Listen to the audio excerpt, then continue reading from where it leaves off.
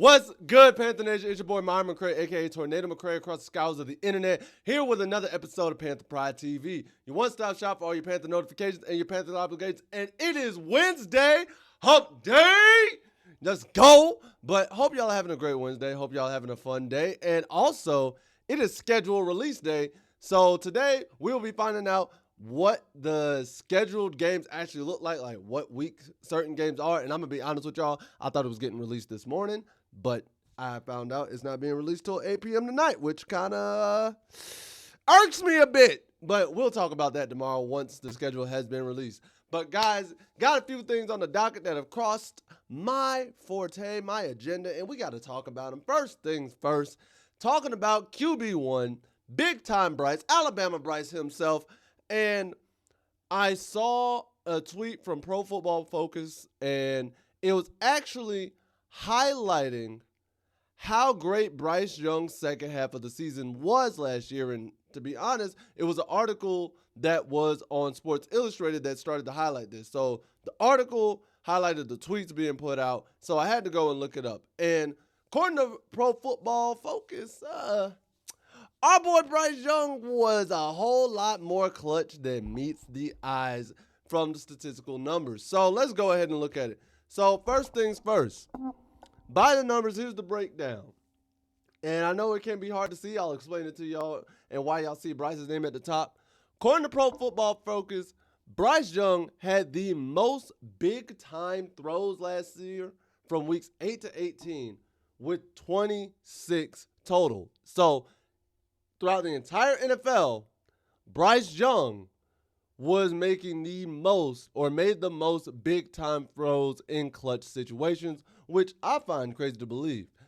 Now, I will say this. I don't know exactly how to classify a big-time throw. I'm assuming there's a certain criteria within either a time frame or the difficulty of the throw, so on and so forth. So I don't know the exact criteria. However, it's praising Bryce Young, so I'm going to give Bryce Young his praise. That's all I'm going to do here, man.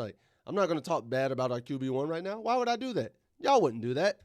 But they said he had the most throws at 26. And also, if you notice right beside here, he threw these at the highest big-time throw rate, which was 8.3%, which is really, really cool.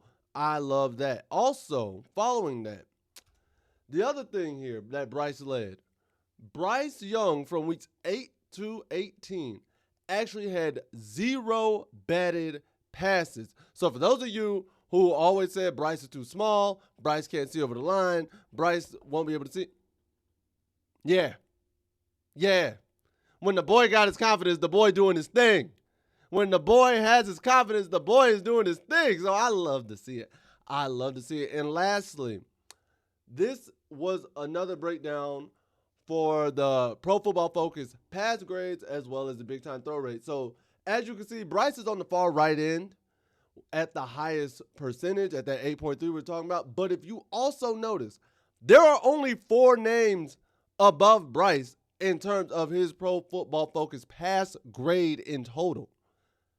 Josh Allen at 5, Josh Allen at 4, Lamar Jackson at 3, Justin Herbert at 2, and Joe Burrow at 1. 3 of those candidates were in the MVP race last year. Allen, Jackson, and Burrow. And yes, I think Burrow should have been the MVP consideration. Honestly, I think he should have won it, but that's another conversation for another day. Looking at that, the fact that Bryce Young had the 5th best in the league, that makes me so happy. That makes me thrilled, man. I love to see it. I'm happy because that shows the improvement in the progress that he was showing. And here's an even further breakdown of Bryce's numbers if y'all want to see them. So in weeks 8 to 18, Bryce dropped back to pass 334 times. Out of these 334 dropbacks, he went 182 out of 294 in pass attempts to pass completions. I should have reversed that. It should say completions to attempts. So apologies for the typo there. He had a 61.9% pass completion percentage, threw for 1,978 yards and 14 pass touchdowns and only 6 interceptions. Mind you, Bryce finished the season with 2,400 pass yards, 15 touchdowns, and 9 interceptions. So you can clearly see that after that benching, yeah, our boy's on the right track. Our boy's doing good. Our boy is looking lovely. He's looking like the QB1 that we gave all them draft picks and assets up for. And I'm happy about that. So, love to see it. Anytime there's a way to highlight Bryce and the progress that he made last year, I want to praise him. And Bryce, if you ever see this, man, we love you. We thank you for all that you've been doing, but also we just love to see you happy and having fun, man. When you're having fun and you're smiling and doing your thing, it shows on the field.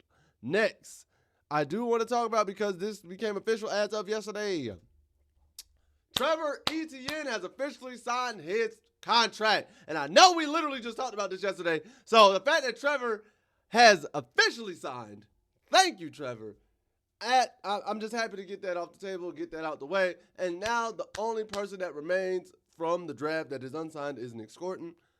Nick, I would like you to get signed sooner rather than later. But as somebody pointed out in the comment section on the last video, and I had to make sure to go look it up because I do my due diligence and y'all keep me in check, just like I would hope you would. Bryce didn't sign his contract until July 31st or July 21st of 2023. So I'm not going to put as much emphasis on it now, remembering that information, because, yeah, Bryce didn't sign until July. Nick, it's May right now, so you do have some time. You do have some time to sign the contract. Obviously, review the intricacies of the contract. Make sure everything legally is to your understanding and to your liking. Make sure everything legally is to Carolina's understanding and their liking.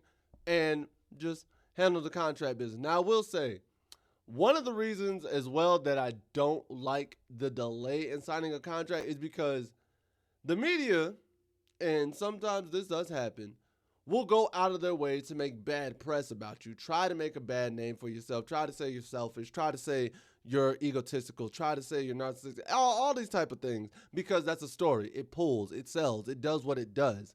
And because of that, that can be bad for your brand and your name when that's not even your character, and can sow seeds of doubt and seeds of envy, seeds of jealousy, seeds of hatred amongst your teammates. And I don't want that for you. I don't think you're that type of person. I don't think anybody on that team thinks you're that type of person, because you've been at rookie camp and doing your thing.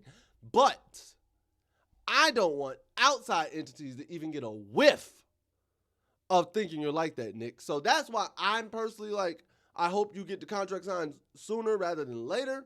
But if you're taking your time to make sure all the legalities are in check, I'm not going to knock a man for making sure he dots his T's, he crosses his T's and dots all his I's. I'm never going to knock a person for that. So, won't put as much emphasis on the contract signing now. However, if we get to July and you still haven't signed, especially if it's past July 21st, Bryce's date, I'm going to be honest, bro. I'm going to start waving the red flags and being like, hey, please sign the contract, please. And lastly, guys, today's final docket. Coach Dave Canales gave some huge praise to Mitchell Evans, and I want y'all to hear what Coach Canales had to say, because I liked it. Apparently, the rookie's making great waves, and he's doing phenomenal so far. And here's what Coach Canales had to say. He said, what carries over from the film is just a really versatile guy. So whether it was the individual drills, going through blocking with Pat, the footwork stuff, and then just being a reliable target, he's a really smooth mover in his routes, plays compact at the top.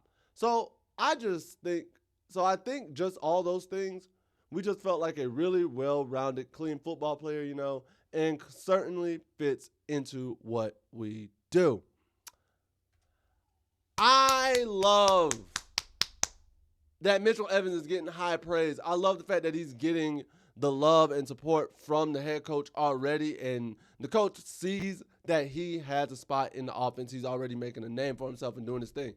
And truth be told, if this is all true, this is all well and dandy, and he's doing these things and hitting his strides, hitting his marks, and looking phenomenal in the process, I think he has the potential to be a great short to intermediate throw, and not even throw, a great to short to intermediate target.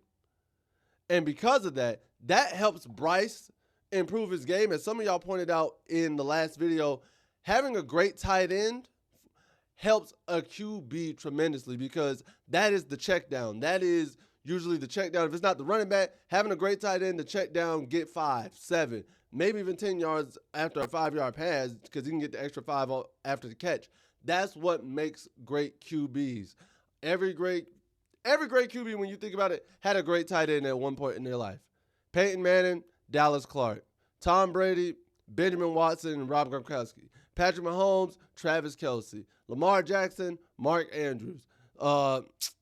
Matt Ryan, Tony Gonzalez. You name it. Even Brock Purdy and George Kittle. You name teams with a great tight end, they've usually been really, really good in the passing game. But not only that, with Evans being a reliable, consistent target in the passing game, not only does it help Bryce, it helps open up the receivers so they can get more one-on-one opportunities. It helps just the offensive flow and offensive production because now we're always converting. And truth be told, it's a nice morale booster. Think about how many times when it was Cam and Greg Olsen, and Cam would check down to Greg Olsen, Greg gets us the first down. Cam would check down to Greg Olsen in the end zone, he gets us that. We're in a tight situation, Cam's about to get sacked, he checks down to Greg Olsen, and Greg makes a play. Every time that happened, we felt comfortable. Every time that happened, sigh of relief. Like, we relax now. We know we can count on Greg.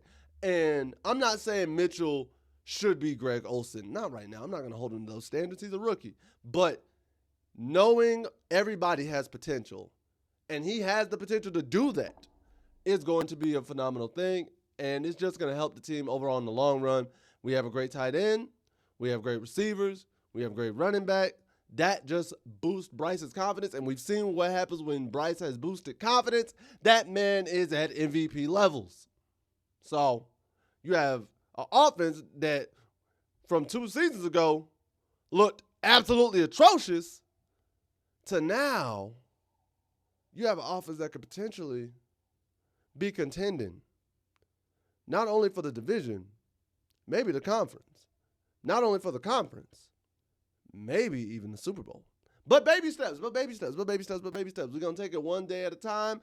Summer's long, and we still got to get through everything. But I love the fact that he got this praise and everything, and I love what I've seen today. But, guys, with all that being said, comment below how y'all feel about what has been talked about in today's docket.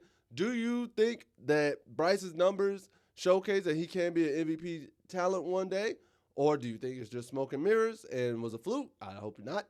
Do you like the fact that Trevor Etienne finally signed today? And do you think Nick should sign quicker, or should he take his time, obviously, as he should? And is it not that big of an issue? And how do y'all feel about Mitchell Evans going into the season? What are your expectations for him going into this season, so on and so forth, and everything else in between? Because at the end of the day, what do I know? I'm just a skinny brother with 2 tats. Peace. Much love to all of you, Panther Nation. Take care. Later days. And as always, keep pounding. I'll see you next time.